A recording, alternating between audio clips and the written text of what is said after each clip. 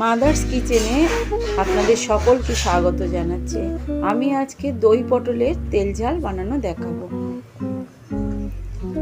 প্রথমে একটা বোলের মধ্যে কিছু কাজু নিয়ে নিলাম, এরপর সাদা সর্ষে নিলাম, তারপর পোস্ত নিলাম, এরপরে আমি ওই পোস্তটা নিলাম, এরপর আমি কয়েকটা কাঁচা লঙ্কা, 5-6টা কাঁচা লঙ্কা ওর মধ্যে দিলাম, দিয়ে আমি অল্প জল দিলাম, দিয়ে এটা আমি ভালো করে পেস্ট করে নেব।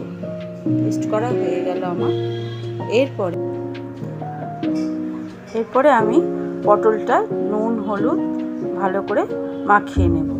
মাখিয়ে নিচ্ছি এটাকে, পটলটাকে নুন হলুদ চারপাশ মাখিয়ে নেব। এরপরে কড়াইতে তেল দিয়ে আমি একটা একটা করে পটল ছেড়ে দিলাম, আর লো ফ্লেমে এটাকে ভাজতে হবে, তাহলে ভালো ভাজাটা হবে। ভাজা হয়ে গেল। এবার পটলগুলো একটা একটা করে আমি তুলে নিলাম অন্য একটা বাটিতে। প্রত্যেকটা পটল ভালো করে ভেজে তারপরে সব কটা পটল ভালোভাবে ভাজা হয়ে গেলে এরপরে তুলে নিতে হবে প্রত্যেকটা পটলকে।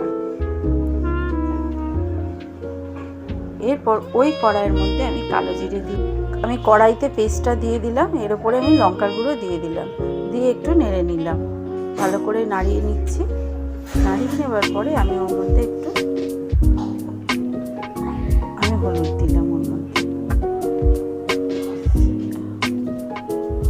হলুদ দিলাম, একটু নুন দিলাম, মিষ্টি দিলাম,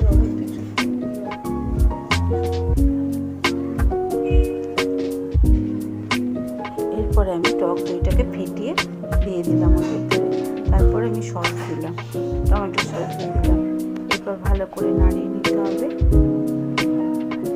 ভালো করে নাড়িয়ে নিচ্ছি, ভালোভাবে নাড়িয়ে নিলাম। একটু ফুটে উঠলো, আমি পটলগুলো দিয়ে দিলাম। খুব সুন্দর খেতে হয়েছে। আপনারা একবার ঘরে করে দেখুন, ভালো লাগবে খেতে।